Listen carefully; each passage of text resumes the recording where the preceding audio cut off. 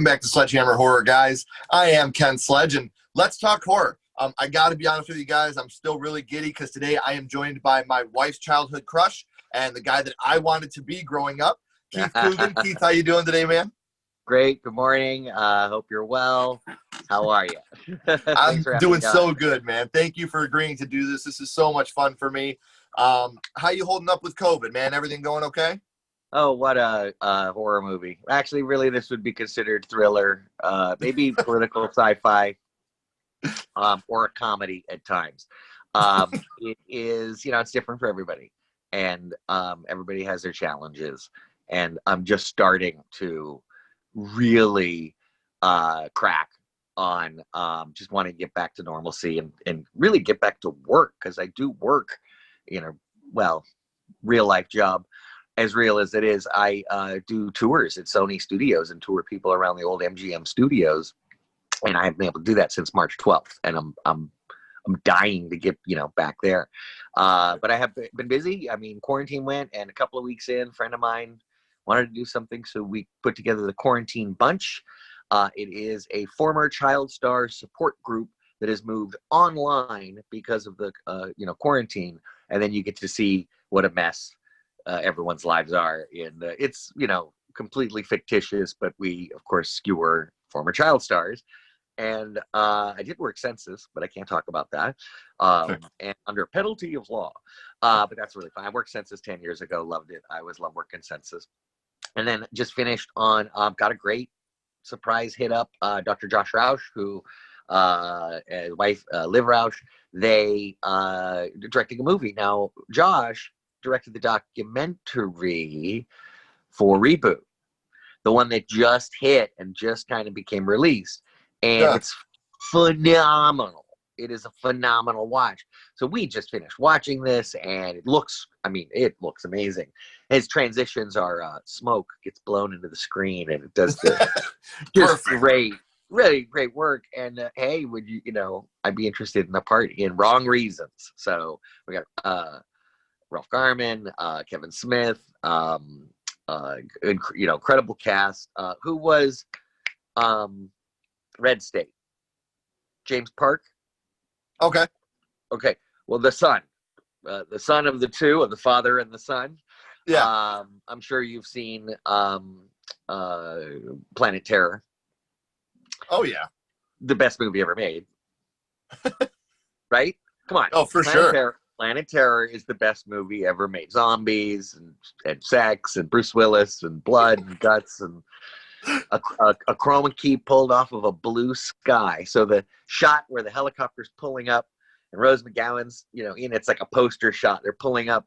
Rodriguez said it was a perfect blue sky, so I shot against it and pulled a mat off of it and turned it to dark, to nighttime. I love horror because it's accessible. It's something that always existed from early filmmaking and literature. There's always been a touch of opening that door and looking into the abyss, from H.P. Lovecraft and even horror sci-fi writers. I think Ray Bradbury wrote some of the most horrific things I've ever read. Mm-hmm. There's always a touch of malice underneath Ray Bradbury's work. And then, so my mother was an usher at a movie theater, and very young. She was a 16-year-old mother. So cut to her being maybe 17, 18. She's working in a theater. I'm 2, old enough to be quiet and plop down in the front row of whatever's playing while she does her thing. And I just sit there and stare at the screen. I was a good kid. I could play with lint in the corner and not be bothered. So, I do believe, and, I don't know timelines. I don't know if it was a second run theater or if it was a first, I don't know the details really. Sure. But from what I understand, the first, maybe even the first movie I saw was The Exorcist. Oh, now, man. We also had, at that time, we had The Sting, which is one of my mom's favorite movies. And we also had The Shining came out a little later. What was the other big one I mentioned in our email? The Exorcist, and I believe it was it Nightmare, the Dream Warriors? No, it was it was Kubrick. It was A Clockwork Orange. And Clockwork I Orange. call this horror because of the this is just a great shot when he cuts his hand. I mean, it's such a horrific. There's so many horror elements to it. From something like Hereditary, which is pure psychological mood horror. Even what's the one? Red House, Clay, Haunted House, a redo of the 70s kind of. Is it Amityville? No. Oh God, Hellboy director, Crimson Peak. Oh, Okay. God, was Crimson Peak great? Of course, I'm just completely get caught up in movies and the moment, and I'll miss little clues. 2 seconds, my mother goes, "Oh, that's the mom, and that's the thing." Like, she just gets every like little bit. I'm like, "But honey, that's actually the mom that's protecting." Not. She's like, "I know, I got it. How did you?" And she's not into them. She loves romance, comedy, fun stuff. Mhm. She loves happy joy. I love good action, good horror. I saw a movie that was pretending to be like a war action adventure. I think it was like Roman or Legion, or it was was it Fassbender? It was a Roman battle group or whatever. Got lost up in the north and never heard from one lone soldier. Came back and he's like, don't go. And so they're like, all right, we're gonna man a party to go up in there, and there's beheadings and guttings and it's good stuff. And I was like, this is a horror movie. Yeah, I've been surprised sometimes. And then horror comedies too. What's the one? Dale and whatever fight evil. Oh, Tucker and Dale versus Evil. Tucker and Dale, very smart movie. Love it. I don't know when Eli Roth turns. I feel like what's the one with the skin stuff that they get all over themselves? Cabin Fever. I feel like the first Cabin Fever was serious horror, and the second Cabin Fever was spoofing horror. I feel like he turned a corner, and one of the most, for me, horror is 1980. Horror is Sean S. Cunningham. It is Friday the 13th, Halloween. Nightmare on Elm Street is later pop culture kind of, for me. And although the original was quite an independent film, all three of those great horror icons came out of an idea of not just make something subversive or a cult movie or something dark and we hope there's an audience. It's, oh no, we know there's a niche audience for people that have Evil Dead 2 tattoos. Yeah. And it's funny you say that because you yourself, I got to be honest with you, when I leaked out the information that you were going to be on doing this with me, I got a responsible people that were calling me. A good friend of mine, Melly and Eddie, they got a hold of me right away, and Melly was like, "You got to tell him that every time Eddie does the dishes, he says dishes are done, man." Like, so it's just one of those things where, dude, you're such a big impact on us, and it was so breathtaking when Michael, the guy that does my booking, he got a hold of me to let me know that you were coming on, and I was just freaked out at that moment. So I want to give a shout out to Michael real quick too. Thanks, Mike. This is so cool, and I appreciate it so much. So when we're talking about The Exorcist, which scene do you think affected you the most in that movie? The one that I had nightmares on, and I think it was comped in the original Nightmare on Elm Street, was the hands coming through the wall above the bed. Was that in Exorcist? Was there a moment where there's either fingers or walls or something doing that effect where they use like a latex painted wall and it feels like, I can't remember if it's convoluting. Yeah, I think maybe trailers. Too. I might be convoluting a trailer I had seen for Nightmare on Elm Street, which had that gag. But I was raised a lapsed Catholic, and so the idea of demons and stuff is one of the pure, like I love Constantine because it kind of, there's that subclass of demons they're dealing with that are horrifying when you see one of them. But when you see a bunch of them, on a broke down 10 freeway in like the future apocalypse LA, they're just like a horde and they're not as scary. I love that when movies do that. Like Alien, which is truly one of the most terrifying films.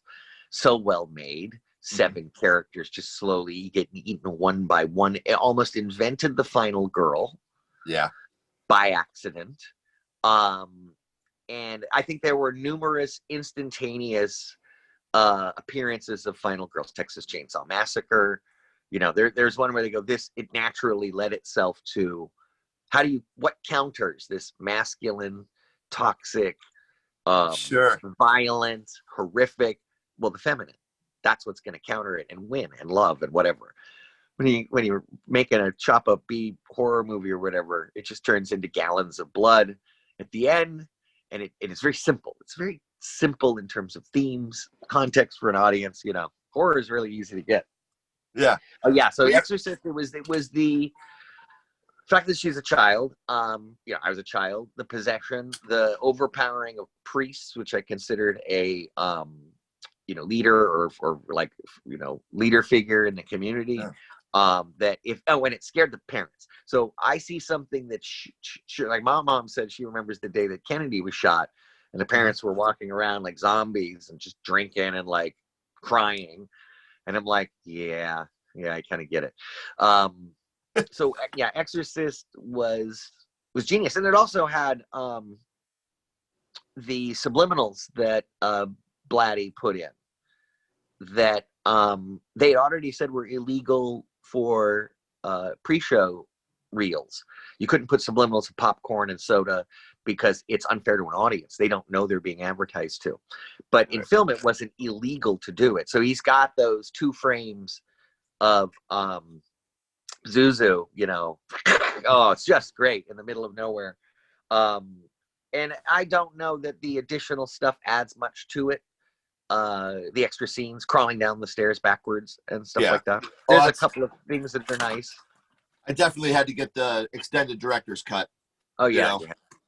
You know, and I was a child performer, and I knew that it was fake, and I knew it was pea soup and all that good stuff.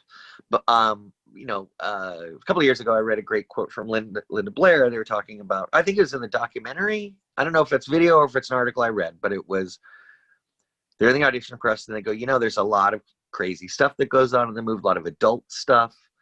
Like at one point, she's masturbating with a crucifix. Yeah. You know, they're like, do you know what that means? You know, do you know? And she goes, well, yeah, doesn't everybody? And they go, we knew we had the right actress when she instantly clicked into this kind of how horrific all the stuff that is in it. Oh yeah, and the head spinning around. I mean, the classic, The Exorcist, because it really did terrify everybody. And seeing parents get shook up, that's what shakes you up, I think, as a kid too. Yeah. And Clockwork Orange was, you know, it's not demons you got to worry about. It's us. Yeah. But, you know, when Walking Dead was in graphic novel form, I read the first couple of issues and I thought it was just solid. It's fantastic. I'm like, you know, when they go and they do it on TV, and I heard they're making the show, I'm like, they're never gonna, you can't, it's not gonna be the same. Blah. First couple of shots, I'm like, it's panel for panel. Oh my God, wow, this is great. Oh wow, those stories are this similar kind of. Oh, I see. Oh, they went off the reservation. Oh, they're gone. Okay, they're completely gone. So for the first like season or two that you can hang in with Walking Dead, I had a huge zombie kick for a while, probably kicked off by 28 Days Later. Yeah, I'd have to say Fast Zombies got me totally into zombies. Yeah.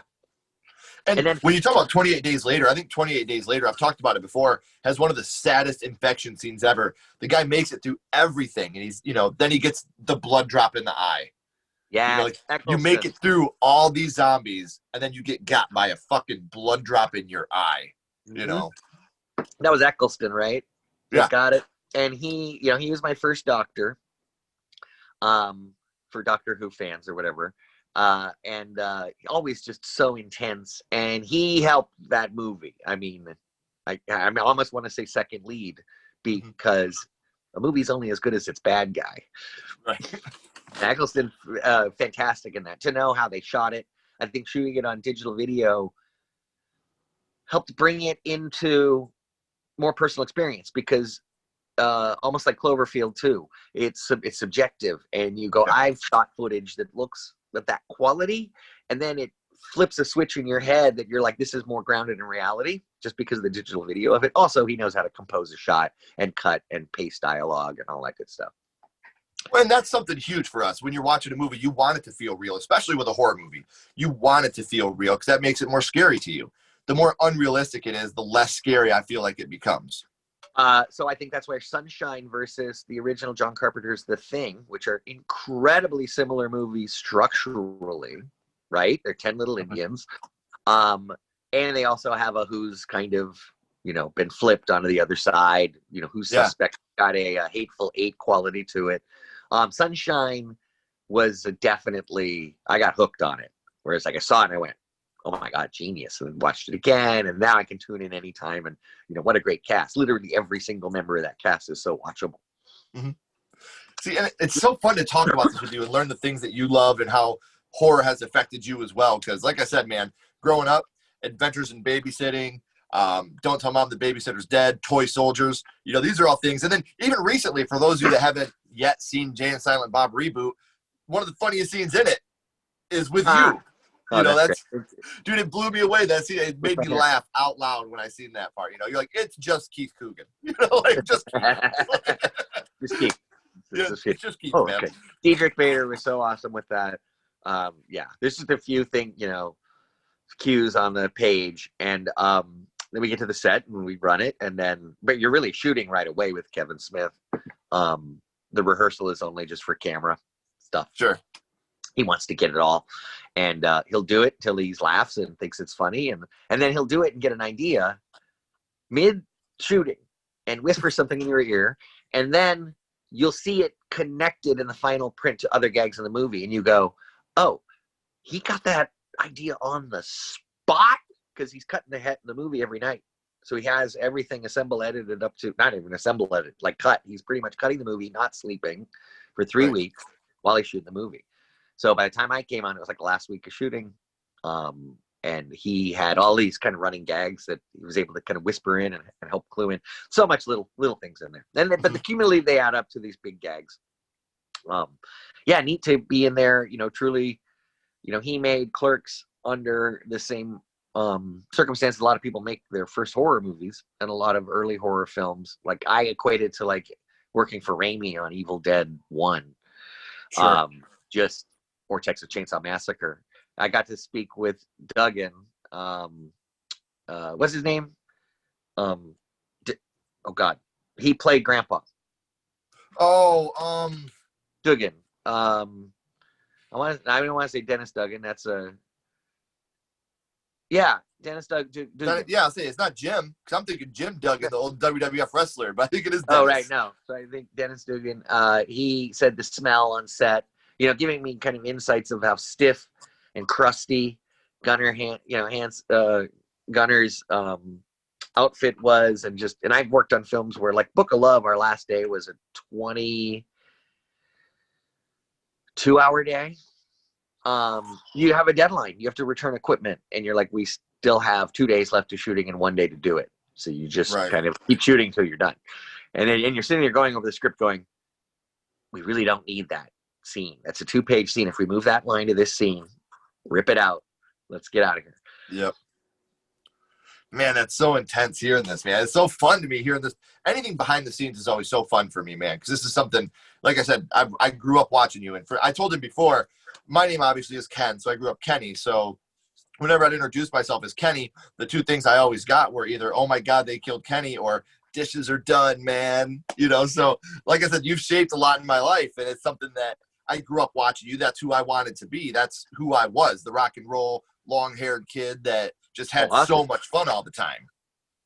Did you see that it was, well, I didn't try to do a caricature, but I tried to do a character, but extreme. I mean, runs out of breath walking up one flight of stairs. But I did want it to be relatable. I wanted people to go, oh yeah, dude, totally, I do that, Yeah. Or be enough, because I was ripping Spicoli and Bill and Ted. And we had the same director as Bill and Ted on Don't Tell Mom the Babysitter's Dead. So I was kind of in tune with him. The thing about Bill and Ted is it's not overt that they're weed smokers. Right. They're just kind of these dumb guys or whatever. You don't see them smoking herb. We get Elvis high in Don't Tell Mom the Babysitter's Dead, and all the things, the munchies, the laziness. Yep. The makeup artist, we'd put red eyeliner on my lower lid, I also did that on toy soldiers to pretend like I had allergies. We put the red eyeliner. Yeah. All these little fun tricks. And then also we did spoof Twilight Zone, and has this horror element which was heavier in the script before we finally got on the set. There, it was a murder mystery. Which of the kids killed her? And I think the police were involved, and the writers all kind of fixed that by the time we got to shooting. But there's still elements of like, like I'm a MacGyver and like, drain the blood and hack her limbs off.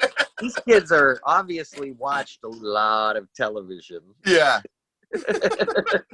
And It's MacGyver, so awesome. it doesn't sound like they really have, HBO and Cinemax. It sounds like they have TBS. So they've been watching like MacGyver reruns, and, Danielle, I want to call her Danielle, my little sister. She obviously just finds the most gruesome thing that she can on their regular cable package. Danielle Harris. Yes, who's a scream queen herself. Yep, absolutely. She's Deborah so Hill. awesome. Deborah Hill, who produced Adventures in Babysitting with Linda Obst. And Linda Obst, produced Interstellar and Fisher King with Deborah. They did a few films together. Deborah Hill was married to John Carpenter for years. Deborah Hill is a co-producer on Halloween. That's why there's footage of Halloween in Adventures in Babysitting. That was one of my questions I was going to ask you. The audio has been flipped from the two scenes that they show. So they show two scenes of Halloween, yet they took the audio from one and put it over the first. I don't know why they did that. It just seemed to work. And then they have the creeping eye was referenced in the script. It was supposed to be on the TV in the kitchen when they turn off the television. I think it's still in there. Chris Columbus has written, we've been watching a lot of Chris Columbus movies. He always has a scene of somebody watching old horror movies on black and white TVs. Real quick, like in the background, barely referenced. Probably ones that influenced him when he was growing up. Sure. Gremlins. I auditioned for Gremlins. And as with a lot of roles, Corey Feldman got it. I also auditioned for Mouth. And I auditioned for Stand By Me. And so Corey gets, parts that are great. Really good parts. Corey, I think, is slightly more talented than I am. No, truly, Corey Haim, River Phoenix, Heath Ledger, some great emotional actors, and Feldman's got that engine. He can do it. He can cry on cue, and I can't. I'm just an actor, man. So, weird, like, second degrees of stuff. Like, I did a movie with Joel Schumacher, who directed Lost Boys. So I got to, and through Corey and Joel, get connected to that. Don't Tell Mom, but obviously pulled from a lot of pop culture references just to kind of make it familiar territory for everybody. Shot in 1990 when the world was peaceful and all was good in the world. It's funny because even go back and now and watching Don't Tell Mom, there's so many adult themed jokes that I totally went over my head as a kid. Yeah, so I picked up more and more. Every girl over 25 should own a cucumber. Of course. I had a 48-hour orgasm? No, I've never been to Santa Barbara. Yeah, that's so awesome, man. So I do want to ask you this. I asked you about your first horror movie, something I always ask everybody. What is your favorite horror movie? If you had to choose your favorite scary movie, what are you picking? Wow. It's tough because I've gone through phases, and I still hang on to The Fly, Cronenberg's The Fly, Jeff Goldblum. And the reason, I think, is because I found that the thing that terrifies me the most is body modification horror. Okay. So why is that no longer attached to my body? What's that growing out of there that shouldn't be? Why is this missing? Those kinds of things have always terrified me. I think that's inherent to all human beings. It's the scariest thing. Did you ever see Imprint? Masters I have of not. Horror? That is the most horrific movie ever made. You might think that you're pretty tough. And Imprint, it is part of a Masters of Horror. It's an anthology horror series directed by all of the top horror film directors. And this one's Miike Tashi, or how do you pronounce his name? Takashi Miike. Okay. Right? He's the one that did it? Yeah. Remember the guy that made Audition? Yep. Well, this is called Imprint, and it's got Billy Drago in a great lead role. as a man that's trying to find this mysterious woman, and it's he rows out in the swamps to try to find if he could talk to this survivor of this legendary story of horrific things. And I can't even describe it. If you think you're tough and you know friends, or I don't want to be sexist, but girlfriends that are like, I can't watch, tell me when it's over and then I'll watch again. Little things. Yeah. I couldn't watch, and I had to turn away and search through and go, is it over yet? There's Wow. 2 or 3 scenes in there that you go, oh, that's it. And it's not, God, it's just so specific in terms of your imagination taking you there. Imprint. And I tried to watch a few others in that, but it is, I think, the last one of them. I had found it on Netflix when Netflix mailed you discs. Oh, okay. Remember that? But it's findable. It's legendary. People will go, Imprint. Absolutely Imprint. Scariest movie ever made. Well, you're talking about body modification. Kevin Smith with Tusk. I mean, I thought Can't that watch was, it. Can't watch it. Caught a bit, and I went, wow. I don't know if I can go down that rabbit hole. But you have to be in the mood for it sometimes, and I do. I really, because sometimes something violent happens in your life, and you're done with horror for a while.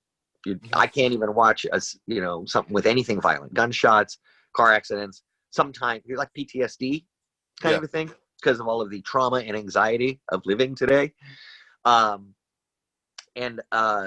just sometimes you're rattled. And I remember I got into a car accident and as a passenger, but couldn't watch horror or anything too violent, action and stuff and guns. Couldn't watch it for like a year. Then I got back into it. Modification Horror 1. A good early influence is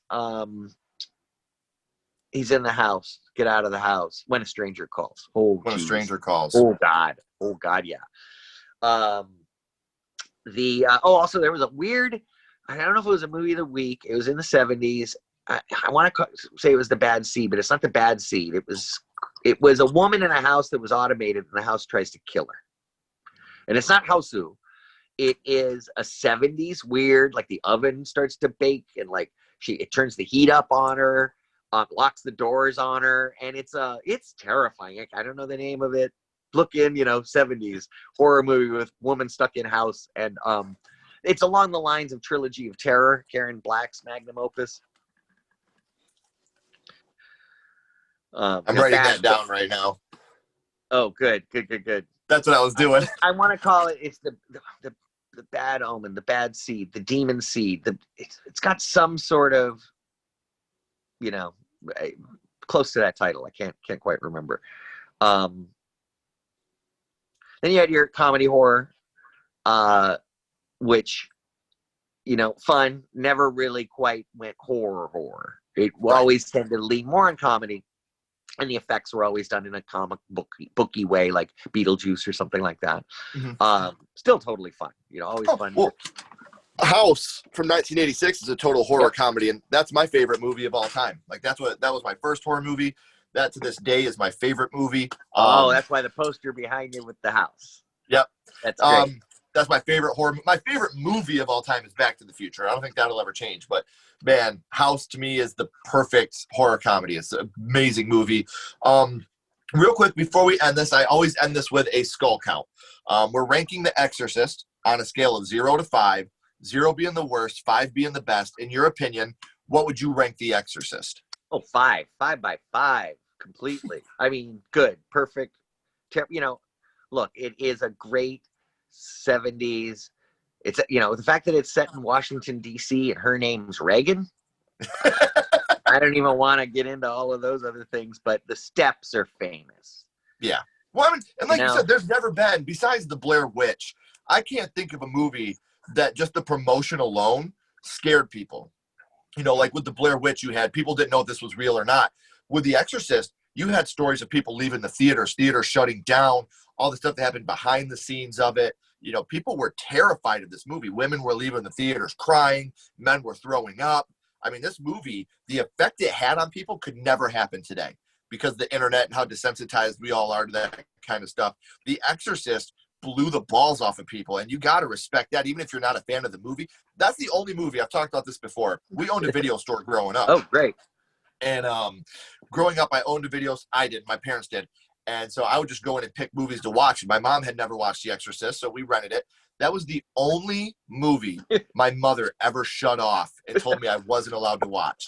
So I always have this stigma around The Exorcist of I had to watch it. I had to watch it. So, Keith, man, thank you so much for coming on. This means the world to me. Don't go anywhere. I got a couple more questions for you. Everybody else, Keith Coogan, man, he's fucking here. This is so cool. Keep talking horror, guys. Stay what you are, and we'll see you guys soon.